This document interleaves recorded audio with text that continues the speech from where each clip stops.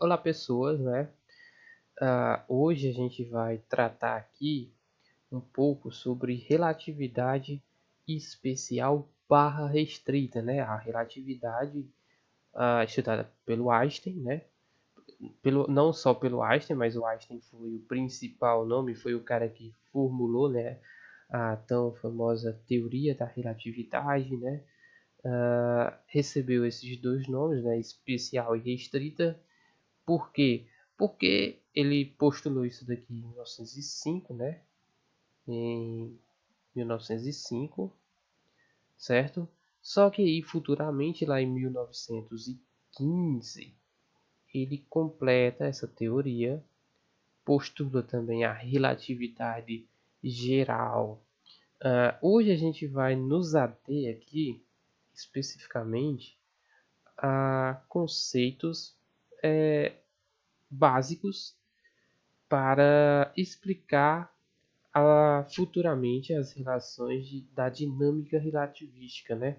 Aqui a gente vai ver um pouco do contexto histórico, né? A transformação de Galileu e a transformação de Lorentz, né? Então, futuramente a gente vai ver o experimento de Michelson-Morley, né? As relações entre massa e energia para a gente chegar na famosa equação E igual a mc ao quadrado, né? Então, dito isto, né, vamos começar agora, né, um pouco sobre o contexto histórico, né, o movimento. A gente pode considerar lá o movimento, o primeiro cara que estudou ele, como sendo Aristóteles, né? Se vocês nunca viram isso, mas os filósofos naturais da Grécia, né, eles estudavam diversas áreas, né? Você pode ver lá que tem vários filósofos engajados na matemática, como Pitágoras, tem o Aristarco, enfim, tem vários filósofos e o Aristóteles foi um dos filósofos que estudou, dentre outras coisas, o movimento, né? Ele dizia que os corpos pesados caíam porque era o lugar natural deles, né? E por muito tempo isso perdurou, né? Continuou até vir avançarmos na história, né? O Aristóteles é um período antes de Cristo, então lá muito tempo depois já tem outras ideias novas em relação a movimentos planetários, por exemplo, com o Ptolomeu, o Copérnico, enfim. E o Galileu foi o primeiro cara, talvez tenha sido o primeiro, a utilizar o método, né?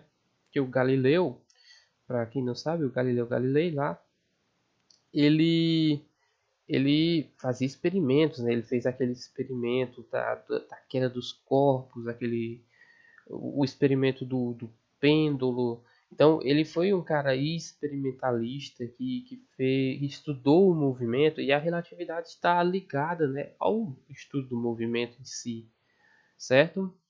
E aí, passando por Galileu, teve o Kepler com os movimentos dos planetas e teve o Newton, né? O Newton que é muito conhecido, talvez o físico mais importante ou um dos, junto com o próprio Einstein, né? Da história. Esse cara lá, ele postulou as leis da dinâmica, a gravitação universal e dentre outros estudos também, né? Ele lá, ele falou sobre a lei da inércia, né? Sobre ação e reação, e teve a sua segunda lei, que é a lei que a gente usa para denominar força, né? Diz que a força, ele escreveu ela assim, né? Que a força é igual a derivada, a d dt, a derivada do momento que é mv, né? E aí naquela época, diferente do que os estudos de Einstein sugeriram posteriormente, essa massa ela era constante, né? Então, não sei se vocês já tiveram contato com derivadas. Quando você está derivando uma grandeza que é constante, ela sai para fora. Então, a gente pode escrever que a força ela é igual a m dv dt. E a derivada da velocidade no tempo, a dv dt, ela é a nossa aceleração, né? É a nossa aceleração. Isso nos dá que a força é igual a massa vezes a aceleração. Essa daqui é a tão famosa segunda lei de Newton, certo?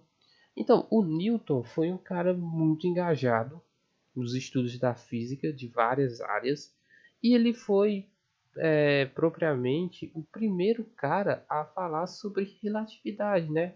Porque veja, ele dizia que corpos em repouso tendem a permanecer no estado de repouso e corpos que se movimentam sem a ação de força, ou seja, tem um movimento uniforme, eles também tendem a permanecer em movimento.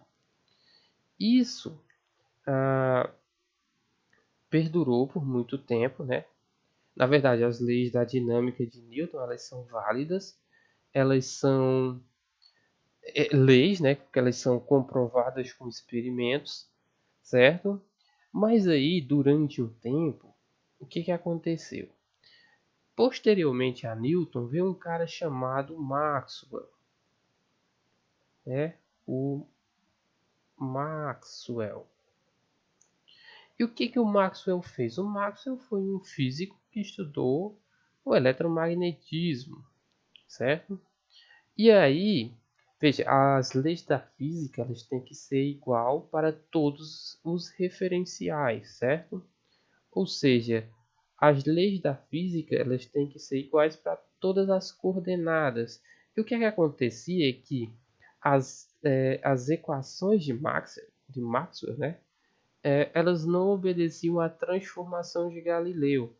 E o que seria a transformação de Galileu? A gente vai dar um pequeno exemplo aqui agora com essas coordenadas. Vejam, a gente tem aqui, vamos chamar, veja, a gente tem dois ', né? Tem o eixo y e o eixo y'. Esse a gente vai chamar esse primeiro sistema de S e esse segundo aqui de S', para diferenciar um do outro, certo? A gente está supondo que o, o sistema S' está se deslocando com uma velocidade constante. Veja que tem uma seta indicando velocidade, né? Indicando velocidade não, indicando movimento, perdão, com uma velocidade constante, ou seja, S' está se afastando constantemente de S. E aí, como é que eu faço a transformação, a comparação, digamos assim, entre o movimento de S' em relação a S? Veja, S' se desloca com velocidade constante, S permanece parado. A gente pode dizer que aqui, a gente pode dar um nome genérico que aqui é Mia, que é o nome da minha gata, e aqui é Lia, que é o nome da outra gata. Lia está se deslocando constantemente em relação a Mia. Então, eu vou agora fazer a comparação dessas coordenadas.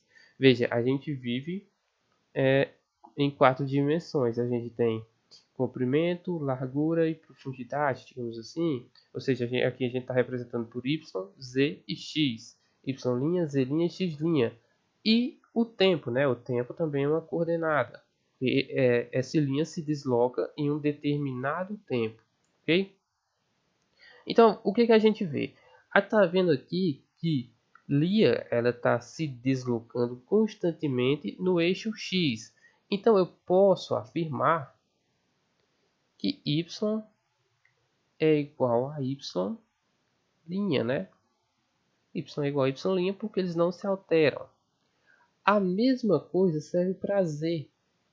Z é igual a z'. E a mesma coisa ainda serve para o tempo. T é igual também a t'. Agora, vejam, o x, o nosso x aqui, nossa coordenada x, ela está mudando com o tempo, né? E aí eu quero relembrar com vocês algumas coisas. Vou escrever aqui do lado. Vou escrever de uma cor azul, que ainda não tem. A gente sabe que x, espaço, né, é igual a velocidade multiplicada pelo tempo, né? Isso daqui a gente já sabe do estudo de cinemática, né? Então, eu posso dizer que o deslocamento inicial aqui, ó, é um deslocamento no eixo X. Eu posso chamar isso daqui de VT, né? Velocidade vezes o tempo, eu vou ter o deslocamento é a minha distância inicial, ok? E aí, o que mais que eu posso analisar aqui? Bem, eu posso dizer que se eu quiser fazer um cálculo para descobrir o eixo X total aqui, eu posso dizer que meu X, ele nada mais é do que o X'.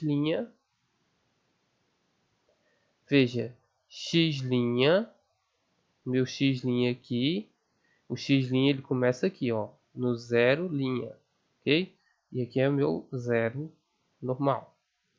Então, o meu X total nada mais é do que o X' mais o VT, né, que é a distância inicial, ok?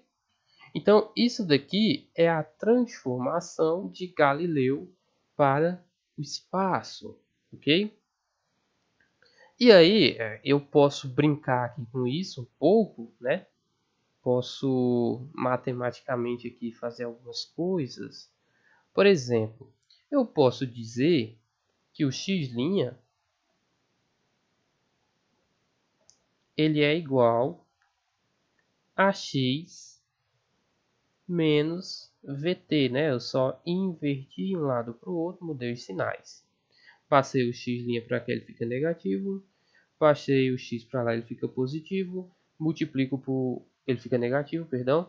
Multiplico por menos 1, os negativos ficam positivos. E o VT, que era positivo e continuou no mesmo lugar, fica negativo, certo? Eu posso ainda brincar aqui com derivação, né? A gente sabe que a derivada do espaço é a velocidade. E a derivada da velocidade é a aceleração. Então, eu posso fazer aqui um DDT, né? Derivar o espaço em relação ao tempo. Eu vou fazer aqui, ó, DDT. Isso daqui eu também derivo, ó, DDT. Ok? E aqui eu também vou ter um DDT.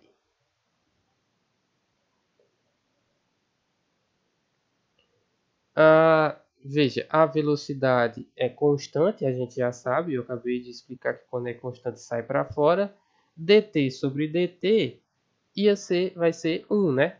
E isso daqui é nossas velocidades. Então, ó, vou escrever dx dt é a velocidade em linha, v' é igual a velocidade em x menos a velocidade que já era constante aqui, o próprio v. A gente pode denotar por u, talvez. Ou então, como a gente gosta de fazer, a gente pode deixar explícito isso daqui. Opa, no momento que saiu, vamos voltar. A gente pode deixar isso daqui explícito. A gente pode deixar desse jeito. dx' dt é igual a dx dt mais a velocidade que é menos, né? Menos v, que é uma velocidade qualquer. Ok? E aí a gente vai começar a entrar no problema que vai nos introduzir a transformação de Lorentz. Por quê? Como eu falei, as leis da física, elas precisam ser simétricas, elas precisam obedecer aos fenômenos físicos. E aí, quando o Maxwell estava estudando, eles pegaram e imaginaram a seguinte situação. Vamos supor que ao invés de ser Mia e Lia, isso daí fossem dois carros, né? Mia é um carro, Lia é outro carro. O carro de Mia tá com o farol aceso, né? Ah, e o carro de Lia vê a luz do farol passando. Vamos supor, a, a gente sabe, primeiramente a gente sabe que a velocidade da luz é c, né? Certo? Então a gente teria que, eu quero o x' aqui, né? A gente sabe que dx dt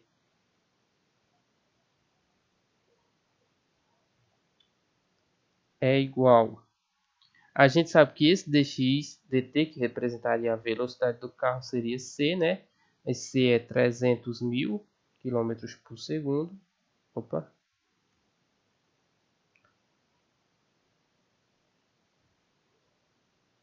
300.000.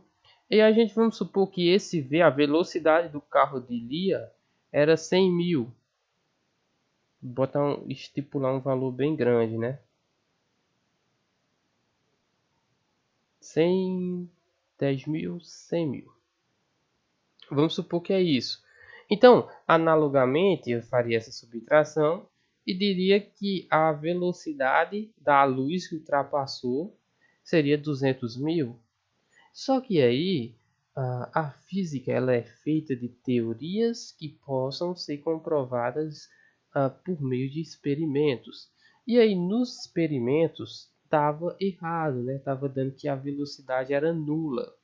Então se imaginou o seguinte: conjecturaram que, bem, as leis de Newton elas permaneciam já aí há uns 200 anos pelo menos nessa época que estavam fazendo esses estudos a respeito, usando o eletromagnetismo de Maxwell, né? As transformações de Galileu para as leis de eletromagnetismo de Maxwell. As equações de Maxwell, no entanto, elas eram mais novas, então pensaram, poxa, as equações de Maxwell estão erradas. Só que aí foi que surgiu um cara chamado Hendrik Lorentz, né? O Hendrik Lorentz, e aí ele faz um experimento meio que mental uh, que, que, que nos traz a resposta para esse problema aí da luz, né? E aí eu já deixei desenhado aqui um pequeno esqueminha, né? Para a gente representar a transformação de Lorentz, certo? Primeiro, eu deixei uma caixa, né? Vocês estão vendo aí que eu tenho dois pontos, ponto A e ponto B, certo? Dentro o ponto B está dentro de uma caixa. A gente vai supor que essa caixa está se movendo numa velocidade consideravelmente alta, ok? Dentro dessa caixa ó, tem um ponto vermelho. Vocês estão aqui, ó. Tá vendo aqui, ó, um ponto vermelho onde eu risquei agora de verde. Esse ponto vermelho é um laser e esse laser ele é disparado para cima, ok? Esse laser ele vai ser disparado para cima. Veja, em cima aqui a gente vai supor que tem um espelho qualquer. Esse laser vai e volta, ok? E aí a gente agora vai trabalhar com nossa imaginação. Vamos supor que o tempo que leva para o laser sair aqui do início e chegar até o teto, até o espelho, esse tempo nesse tempo essa caixa, esse veículo, ele se deslocou de x para x'. Então vou tentar aqui reproduzir aqui embaixo novamente o desenho para ficar mais claro o que eu quero elucidar. Vamos pegar aqui. Vejam, vou fazer a caixa. A caixa agora vai estar. Eu vou desenhar a caixa. Opa. Caixa. Desenhar a caixa, ó.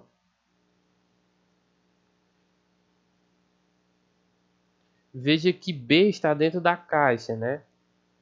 É como se você estivesse dentro de um ônibus. Se tu está dentro de um ônibus, joga uma bolinha para cima, a bolinha vai cair em sua mão ainda, né?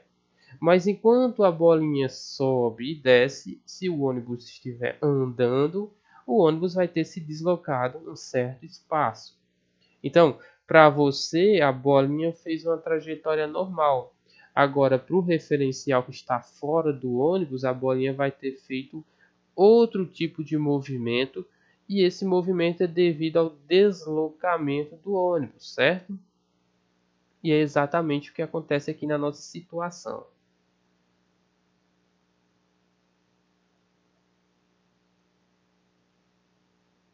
A gente vai desenhar aqui o laser, né? Nosso pequeno laser. Veja, ele chega no teto. Opa. Deixa eu fazer aqui as retas para sair tudo certinho. Ele chega no teto. E esse aqui, esse movimento do laser chegar no teto, é o movimento que o observador B faz, né? Ou o movimento que o observador B vê. Esse é o movimento que B vê, certo? No entanto, veja, aqui está em X'. No entanto, o observador A vê outro movimento graças ao deslocamento do ônibus, ou da caixa, ou da nave, depende do que você estiver considerando. O observador B vai ver algo assim, ó. E isso daqui, ó, tem esse início em X, né? Que foi da onde a gente começou a analisar o movimento. Ok?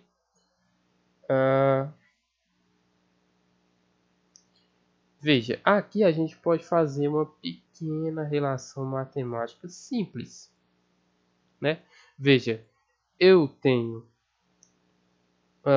um triângulo retângulo. Caso vocês não consigam ver, eu vou fechar esse triângulo retângulo aqui, ó.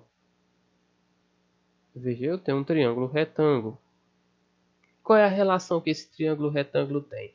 Bem, a gente sabe que aqui ele vai ter um ΔX, né? Vamos começar pela parte de baixo. Aqui a gente tem uma variação de espaço, né? De x até x', ou seja, tem um ΔX. ΔX nada mais é... Deixa eu baixar aqui. ΔX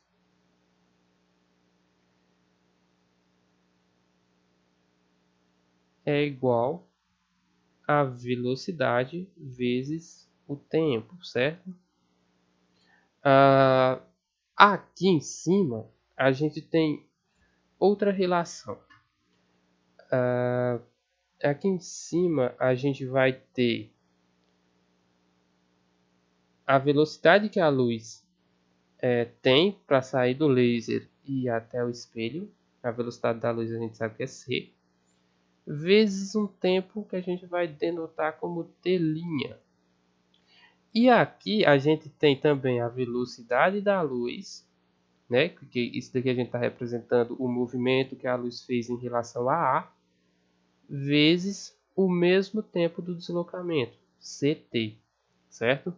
E aí, vejam, a gente pode pegar as nossas relações e fazer um teorema de Pitágoras, né? A hipotenusa ao quadrado, quem é a nossa hipotenusa é o c vezes t ao quadrado, então vai ser c quadrado, c quadrado, t quadrado é igual a c quadrado t' ao quadrado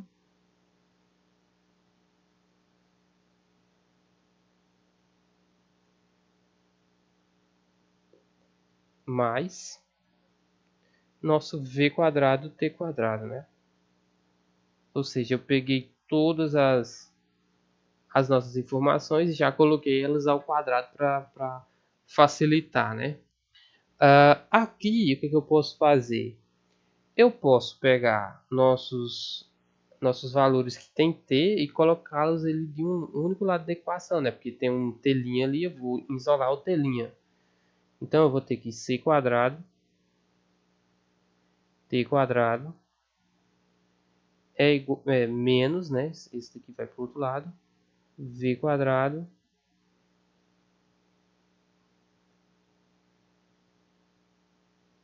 t quadrado é igual a c ao quadrado t' ao quadrado. Opa. Um momento que aqui deu um bug.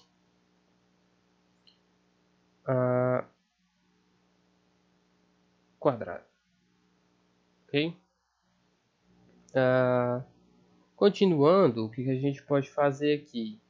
Veja que eu tenho c em dois membros aqui. Então eu vou dividir isso aqui tudo por c quadrado. Certo? Dividindo isso aqui tudo por c ao quadrado, eu vou ter aqui t quadrado, ó, menos v quadrado sobre c quadrado, né? Porque esse é o único termo que não tem c, então vai ficar uma divisão que multiplica t quadrado é igual a t'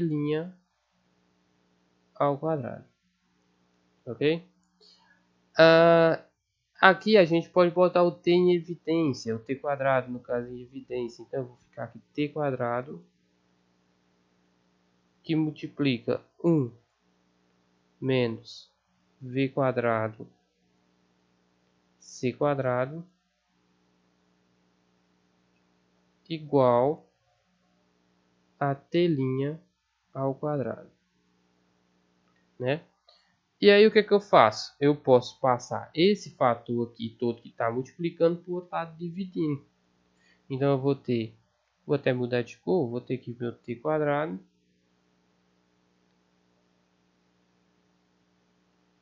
é igual a t' ao quadrado sobre raiz de 1 menos v quadrado sobre c ao quadrado. E aí, basicamente, a gente já tem nossa transformação quase pronta, né? Com a ressalva, eu incluí a raiz antes de realmente ter, né? Então eu vou voltar aqui, ó.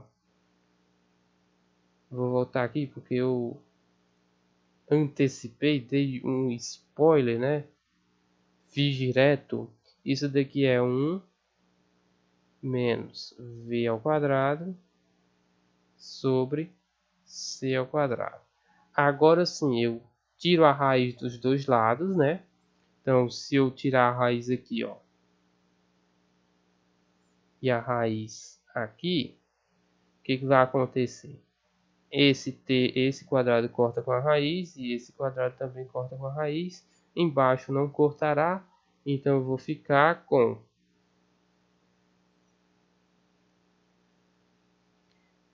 t é igual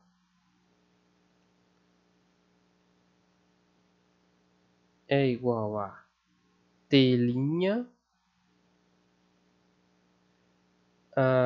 sobre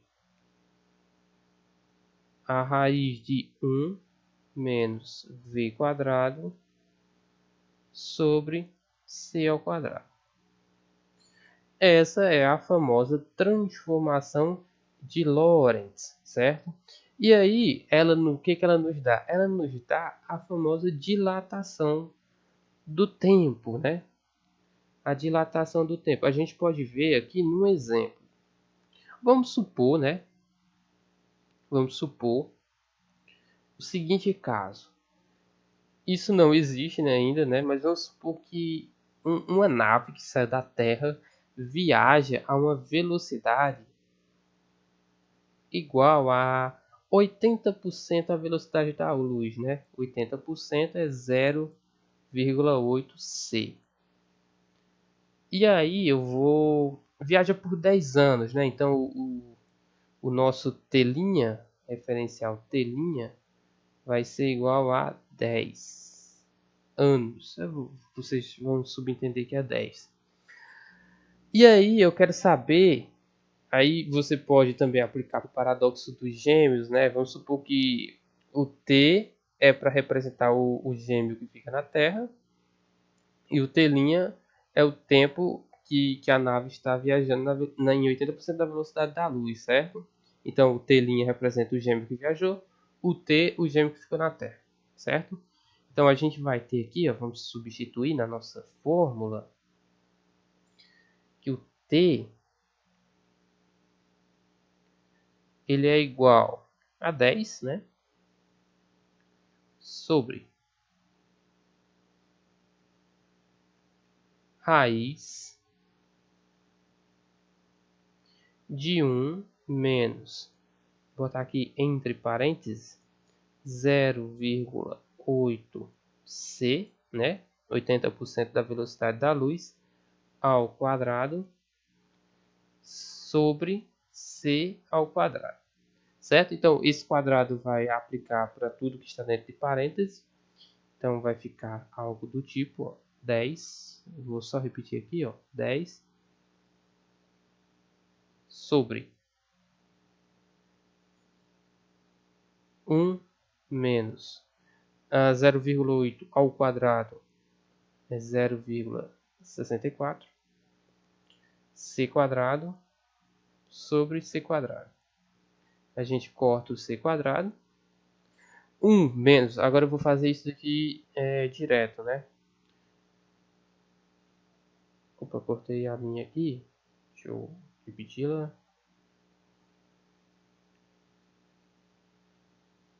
Vamos fazer agora direto.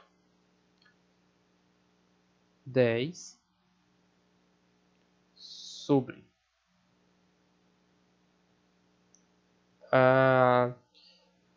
0,1 menos 0,64 vai dar 0,36, né? A raiz quadrada de 0,36 é 0,6. Então, vai ser 10 que divide, ó, 0,6. 10 dividido por 0,6 vai ser igual a... Isso vai dar uma dízima, né? Vai dar 16,7. Certo? Ou seja, enquanto para o observador que está na Terra passam-se 16,7 anos, para o viajante da nave passaram-se 10 anos. Isso daqui é um exemplo clássico, né, de dilatação do tempo. Isso daqui, ó, para quem é nerd de ficção científica, é o que acontece também em Interestelar, né, quando os personagens vão pousar no planeta Milá, né? Eles pegam um módulo um módulo espacial, pousa no planeta Milá. O planeta Milá está sob a ação da força de um buraco negro. Então o tempo lá é diferente. Tem até aquela questão dos toques que acontecem na trilha sonora do filme. Recomendo que assistam o filme, que é muito bom. Enquanto para o cientista que ficou na nave, que estava longe da ação do buraco negro, o tempo passou normalmente. Então a gente pode considerar que é um exemplo razoavelmente parecido com o que acontece aqui, certo? Então é isso. Então no próximo vídeo vou dar continuidade. Provavelmente explicarei sobre o experimento de Michelson-Morley e darei alguns exemplos a mais, ok? Então, até a próxima.